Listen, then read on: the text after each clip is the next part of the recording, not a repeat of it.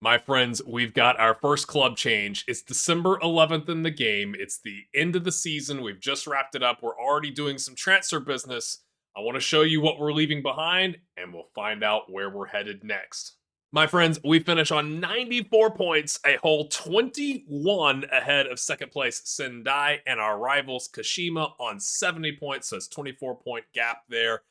We actually lost to Kashima. Again, they are a rival of ours. I don't know if you can see that down here. 3-2 in the next to last game of the season. Kind of a dud. Suzuki came in. He loves a big match. I guess we consider a rivalry game a big match.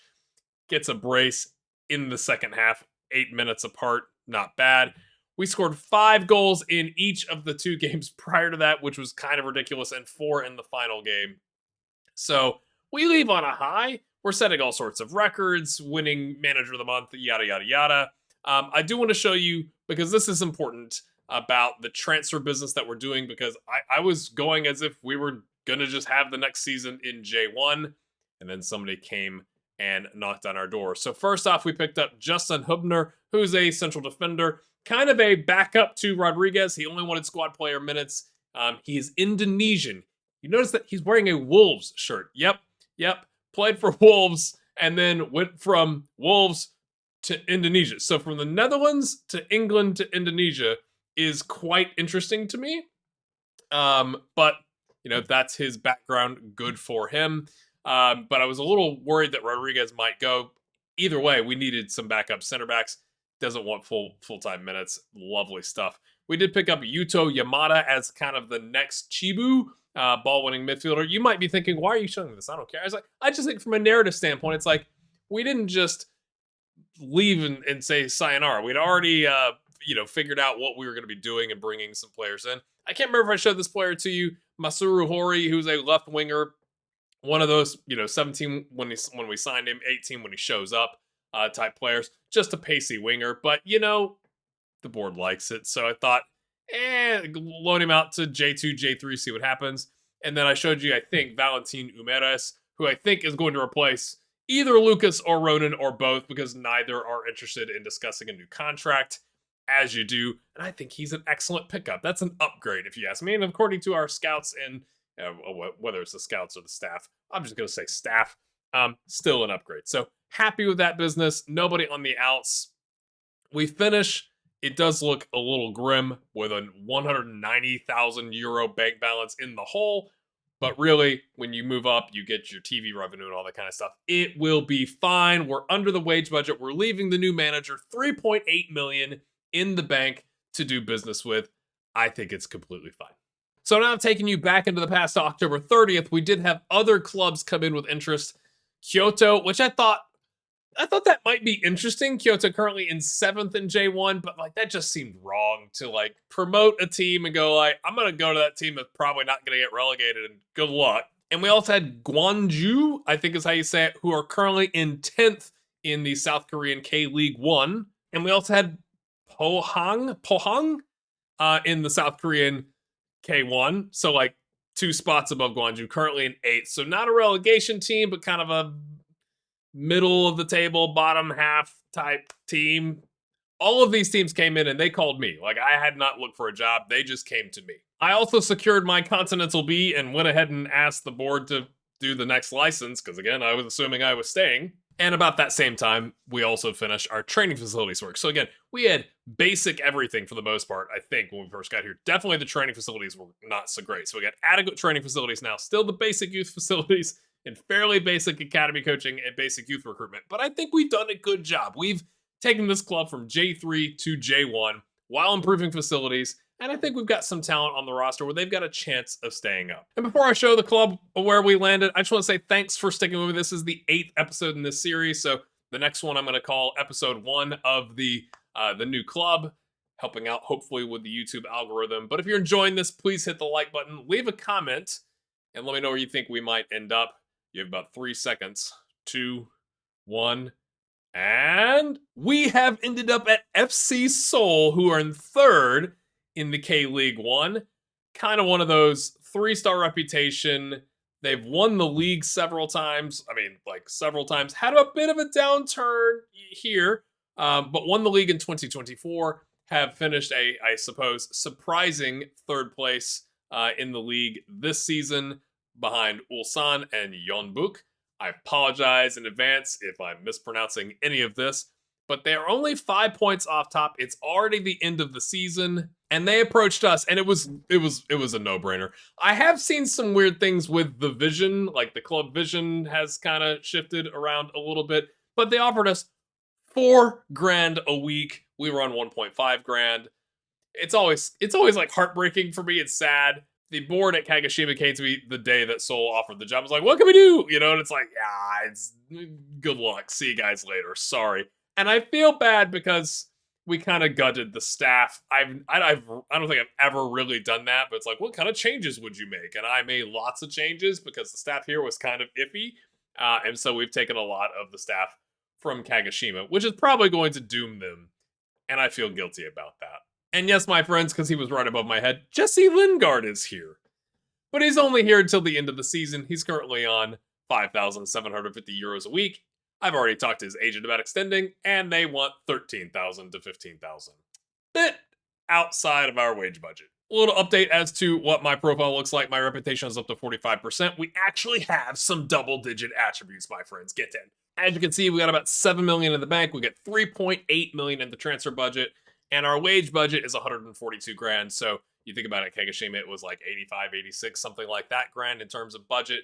We've jumped up. I have had to reallocate some of the transfer budget that we agreed to as part of the negotiations into having a scouting team because we didn't have a scouting team. So now we have world coverage, and that's kind of dropped it from about 4.2 down to 3.8 in the transfer budget. Now I want to show you this. This is the expectations that the board had as we were negotiating. So, right, you can't sign non-South Korean goalkeepers, no one over the age of 30. Very similar, actually, to Kagoshima. Like, sign young players, don't sign old players. But they had this part about be competitive in the Champions League and qualify for the Champions League. But that's like part of the current season.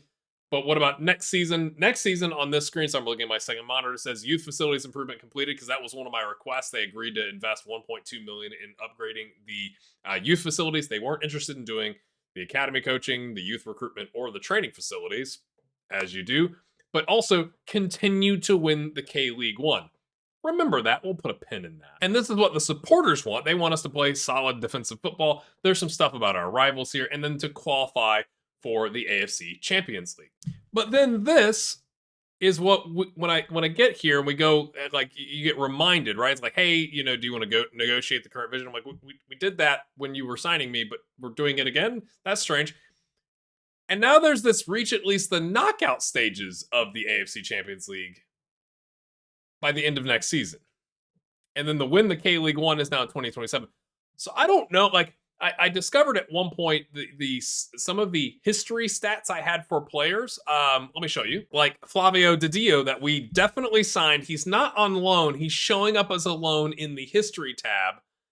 And the 2024 stats I had for some players just didn't appear.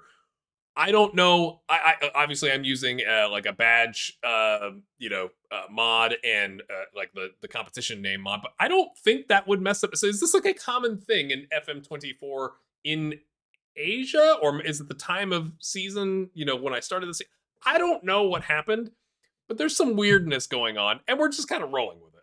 And so now in the vision, it says reach at least the knockout stages of the AFC Champions League, which, to be honest with you, has me a tad bit nervous, and here's why. Now, when I read knockout stages, I'm assuming that is the stuff after the group stage. And this year, FC Seoul finished third on 5 points, and Kobe was on 16 points.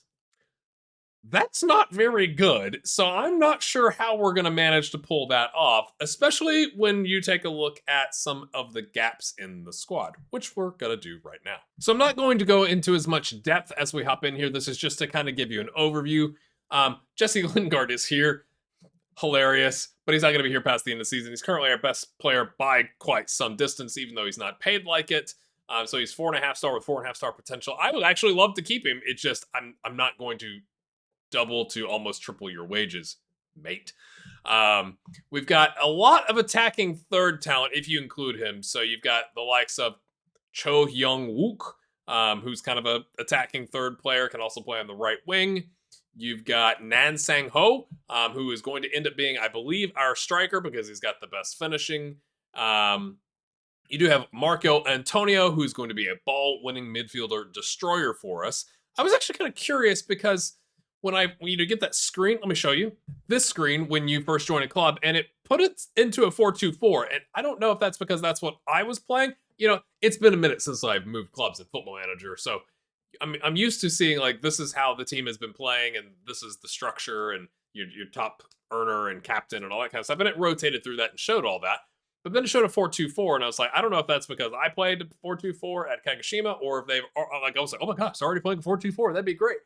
I don't really think that works based on what I'm seeing, but we'll take a look. I just want to show you the goalkeeper because you have to have a South Korean goalkeeper. So we have Kang Hyun-moo.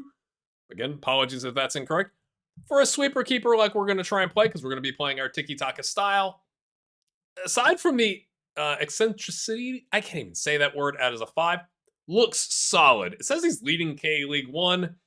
37 starts, conceded 37, 10 clean sheets on a 6.69. Not exactly awe-inspiring, but that's probably to do with the rest of the squad. We do have a major gap, though, and that is at right and left back. I don't know what we're supposed to be doing here. We do have Lee Jun-jae, who's already leaving to go to Gimcheon. Gimcheon are in 6th, so has decided to go down to a mid-table team, maybe to start more, but started 35 times for us on a 6.77. Doesn't look that much better than the Belgian Delors that we picked up at Kagoshima. So that's kind of curious to me, and he's leaving. We do have Do Hyun Seok, who is, I cover the entire right side, but when you go to the tackling and marking, the defensive aspects definitely comes across as more of a winger than as a wing back or fullback or anything like that. And that's on the right side. Those are your options. Congrats. We also have Kang Sang-woo, who is a 3-star, whatever, but is opting out until the end of his contract. Could be an inverted wing back, type situation with a strong right foot on the left side. That's the natural position. Is a 2.5-star on the right side. And that's kind of it, as noted by the squad planner that shows a question mark at left back. Fan-freaking-tastic. And again, just like I do at all my clubs, I take a look very quickly at the attributes. We're seeing good acceleration, good pace. At least it looks good to me. Maybe it's because I'm used to Kagoshima. And overall, pretty good natural fitness. So you're thinking we can press like we would in a tiki-taka style. And when you go to the mental attributes, the determination's slightly better, as you do. Good anticipation, somewhat brave, somewhat able to concentrate, pretty good on the decision-making. Teamwork is really solid, so pretty happy there across the board. And then technically, I want to point this out, dribbling, pretty good. Finishing, suspect, except for the 3 top players here, including Jesse Lingard. But first touch, very good. So again, I'm thinking you're making good decisions. You can pass well. You got good first touch. Sorry, passing looks all right here for the squad.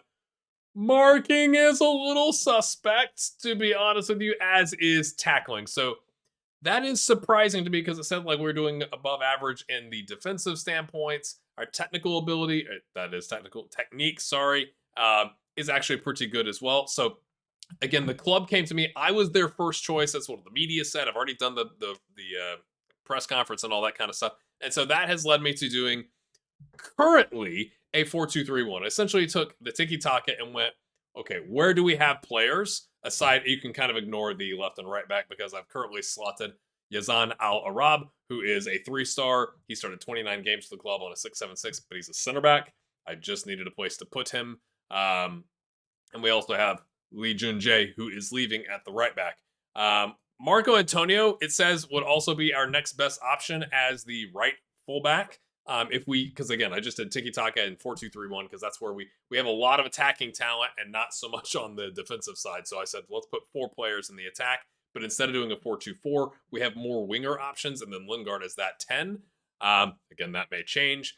But I don't really think this is the best use of this guy. Like, this is a ball-winning midfielder destroyer. That's what I see when I see Marco Antonio, who, by the way, has been with the club an entire season. Picked him up for 125 grand from Vitória in Brazil. We also have Hodza Veldin Holdsha, maybe is how you say that, Croatian. He's also a ball winning midfielder destroyer, so we could play Antonio at that right back if we can't find one. But that's kind of how we set up. I have also picked out the 4-2-4 in case we wanted to go that route, and also a 4-3-3 because, again, if we're losing Lingard, we're losing some attacking. We might, want to solidify, from that standpoint, from a tactical standpoint. Now, when you do a 4-2-3-1 DM AMY tiki taka as a selection in the tactical setup, it puts it as an inverted, easy for me to say, fullback on the right and an inverted wingback on support on the left. Honestly, just depends on who we find. If we find a Marsilio at the J3 level who could be a complete wingback and just dominate that left side, we may switch. I want to go find the best players, but currently, this is how we're set up. And I'm curious, what are your thoughts about that? As you can see, there was a bit of a change with, you come poach gray hair gaming. He wants to bring some folks with him. And again, I don't know, maybe one other time I've done this where I said, yeah, I want to have a small budget to make changes. This time I said a decent budget because I looked at some of the staff and was like, I don't know about that. Guys. And so you get to the screen where you're moving your staff around and it shows you from your existing staff at Kagoshima who would like to come with you. And lots of them did. So as you can see, we have taken the fitness coach, one of our coaches who is South Korean, head physio, our chief scout, a scout, head of sports science, and head performance analyst. Now, they've kind of, in some instances, changed roles. But Pablo Muniz, again, not fantastic, but the option at the club was much worse in terms of a head performance analyst, so thought, sure, we'll take him. I really do like Mariano Jimenez. If you happen to be running your save and you're looking for a nice little chief scout to pick up, again, he was in Qatar at Aspire Academy. I think he's fantastic. So 18 adaptability. He doesn't know South Korea, but he's adaptable, so I'm sure it's fine. And I got the again, from what I could tell, let's just take a look. The chief scout that we had here had a 10 and 11 on ability and potential. So we've clearly upgraded there. The scout we've replaced had a 10 and a 4. And I was like, nah, that doesn't look very good. So we have taken Hyohi Miyamoto with an 11 and a 10, which is not outstanding, but also knows the Korea Republic and Japan. So that's kind of lots of wholesale changes there. Florian Mulot is the last one I'll show you, who's our fitness coach, French 17 fitness. I just absolutely love this guy. And again, he's replacing Wanderlei Brilhante Jr., a Brazilian with an 11. So I think we've done quite the business there to improve our score. Again, I just have this guilt about, oh gosh, I've just relegated Kagoshima. But they got to have a season in the sun in J1. I shouldn't feel guilty, right? And there is an actual reserves and under 18 setup here. Unfortunately, just no left or right backs that are worth pulling up, I guess, if you take a look at it that way. So 1 star, that type of situation. Looking at the under 18s, there is a left back, 1 star with maybe 3-star potential. So there are some potential options in here, and we need to talk about under 22 players because I have even gone to the likes of Googling the substitution rules, and there still seems to be some confusion. So I need your help. Please explain this to me like I'm 5. All right, I've made this massive on the screen for you. First, let's look at the match rules at the top. No more than 4 foreign players in the playing 11. No more than 3 foreign players in the playing 11, not including Asian players. Okay, how I'm interpreting that is that if your 4th foreign player is not South Korean but Asian, which conveniently it does not list in the rules. There is a treat as non-foreign, and that's North Korea. There is no this is Asian. So I'm assuming, this is an assumption, and we're going to find out that Cambodia, Thailand, Japan, all the countries you would assume are Asian, you can have your 4th non-South Korean player be from one of those countries and be okay. If that's incorrect, comment section, please. Okay. You must always have a goalkeeper on the bench, so you can't pull a Loki Doki and just not have a goalkeeper on the bench. Your youth contract players, which I'm assuming means non-professional, are not allowed to play, and obviously you can only have registered players. Okay. Sub rules. What I think this means is that you're encouraged to use under 22 players, and if you don't, there's penalties. But it doesn't exactly read like that. If you go, okay, first line, 5 subs can be used, plus a goalkeeper if the goalkeeper is injured. So up to 6 subs, from a maximum of 7 named. Got it. 5 of 7. It doesn't even say like from 3 windows, like, which maybe it says that somewhere else and I just didn't take a screenshot of it. So that would be 6 subs. So a maximum of 6 subs allowed in the match squad if one under 22 player is in the match squad. So your match squad of 18, because you have 11 plus 7, if you have an under 22 players, you can make 6 subs. If you don't have an under 22 player, maximum of 5 subs allowed. Okay, so you could still have 7 players on the bench, but you can only sub 5. Maximum of 3 subs if you have an under 22 player in the starting 11 and no under 22 players brought on as a substitute. That to me sounds like it's discouraging you from using under 22 players, because if you go up to the maximum of 6 subs, if there is an under 22 player in the match squad, but not in the starting 11, you can have 6 subs. But if there is an under 22 player in the starting 11, and no under 22 player is brought on as a substitute, you can only have 3 subs. And then lastly, maximum of 2 subs. There's a maximum of 2 subs allowed to be made during a match if there is no under 22 player in the starting 11.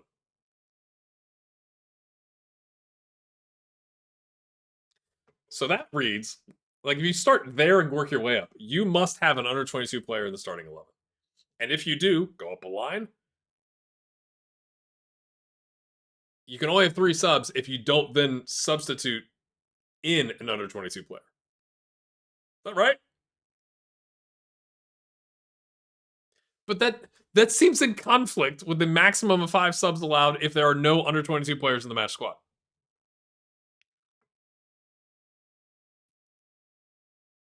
Match squad versus starting 11. The maximum of 5 versus the maximum of 2. That's where I'm confused. And then I look at the squad and I go, who? What are we doing? Like, what? Hold on, we move my recording software over there. Okay, let's just look at appearances. Okay, appearances. Down to 20 starts. Not a single under 22 player. Maybe this guy was under 22 at the beginning of the season, so maybe he counted. And he started 45 matches. But we only have one other player who is transferring. This one, who is under 22. I'm so confused by these rules. And I think, again, it is this.